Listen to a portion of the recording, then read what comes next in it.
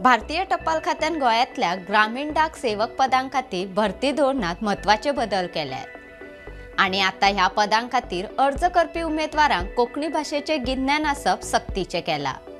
हे संबंधी टपाल खात्यान अधिकृत अधिसुचोवणी जारी केल्या।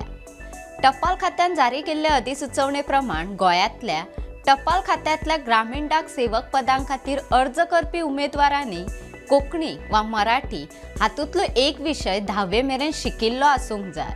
हातूंत म्हत्वाचो बदल म्हळ्यार जांणी फक्त मराठी विशय शिकिल्लो आसा त्या उमेदवारांक कोंकणी भाशेचें गिन्यान आसपाक जाय। उमेदवारान 10वे मेरेन कोंकणी विशय शिकिल्लो ना जाल्यार ताका कोंकणी भाशेचें गिन्यान आसा काय ना हाची खात्री करतले।